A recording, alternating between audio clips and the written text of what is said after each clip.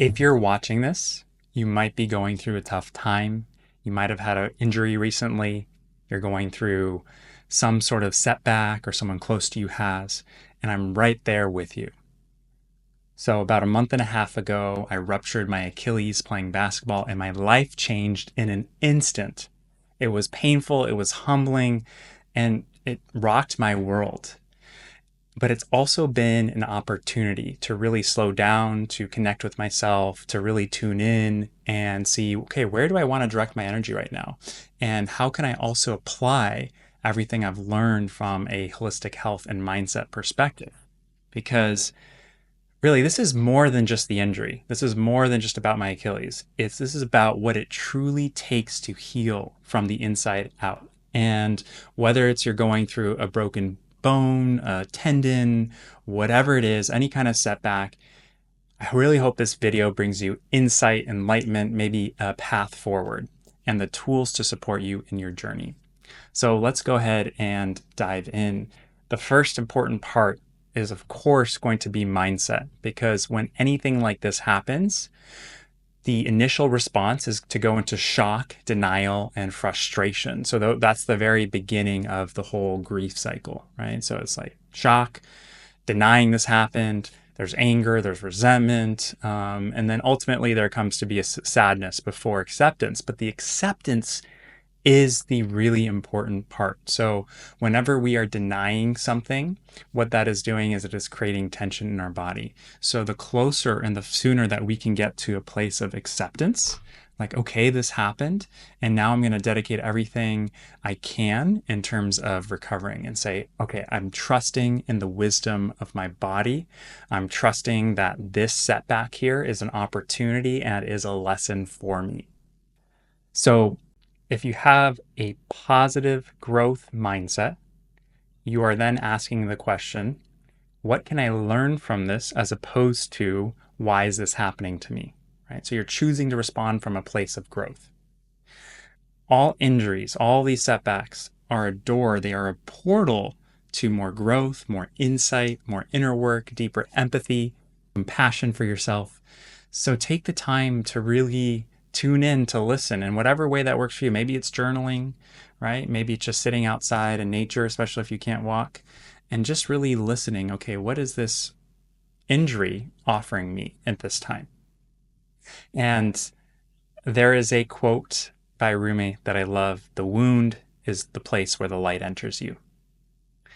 So let that sink in and really allow this pain, this injury, this setback to be a place where the light can enter you and allow you to grow into something new. Allow this to be a portal. So now moving on to the second important aspect here is lifestyle basics. So building a foundation for healing. Okay, we're going to start with sleep, because sleep is the most important thing. Sleep is where all the healing and the regeneration happens. So make sure you're prioritizing your sleep, like 8 to 9 hours of sleep a night. And that's where the body is going to be healing on a deep level. Hydration is the second thing. So those two, sleep and hydration, are free and really, really pivotal in your recovery. Making sure you're getting clean, quality, filtered water, ideally remineralized, maybe add a pinch of sea salt in there. So you want to support your body in all the different pathways to restore and hydrate your body. So the next piece is the diet, making sure you're avoiding all the anti-inflammatory foods and drinks. So if you haven't already, removing alcohol, removing smoking, removing consumption of sugary foods, of processed foods, of seed oils. So all those things are going to slow down and hurt your recovery process. What you want to make sure you're doing is eating clean, healthy, anti-inflammatory foods. So whole foods, leafy greens, vegetables, making sure you're getting a good amount of protein. The amino acids are a building block for repairing tissue, repairing muscle, really repairing your entire body. And then that brings me to supplements. So supplements can be really really helpful if you're not getting enough through your diet. So things like collagen, which does come from proteins, is made out of protein, and that's going to be helpful for rebuilding tissue.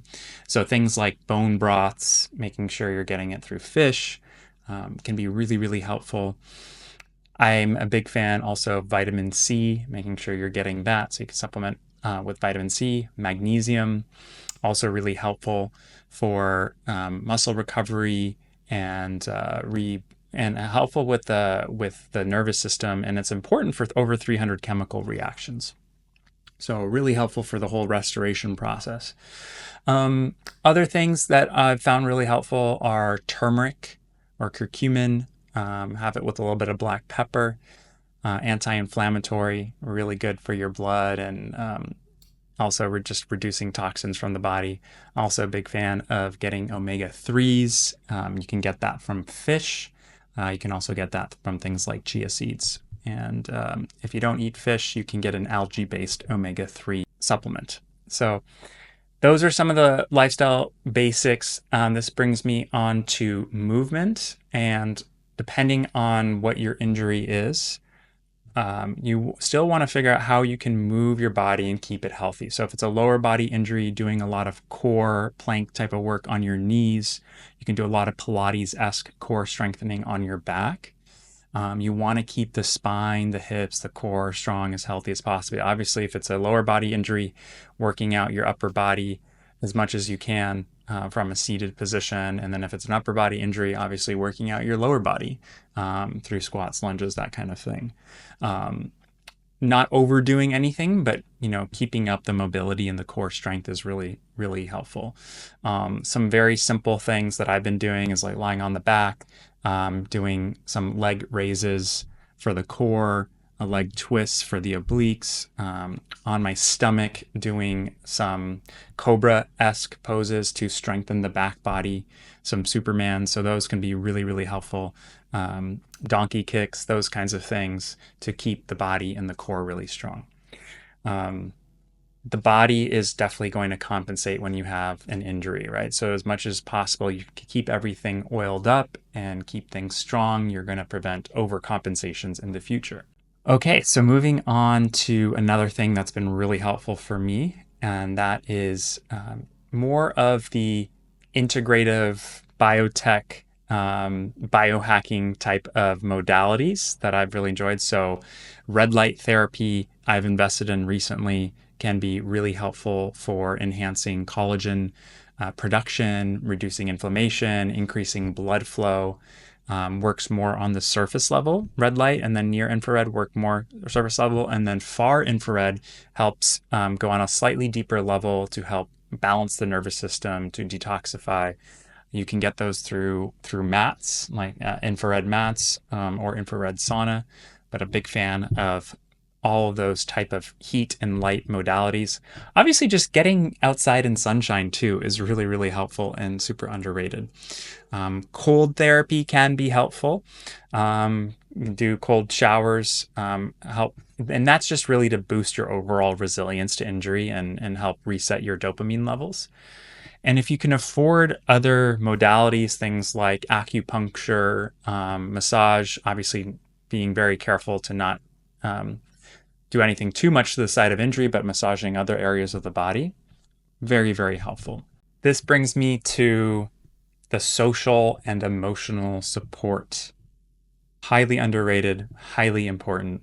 And one of the big things that I've been learning through my Achilles injury is really asking for help and asking for support from my friends, from my housemates, people close by, from loved ones.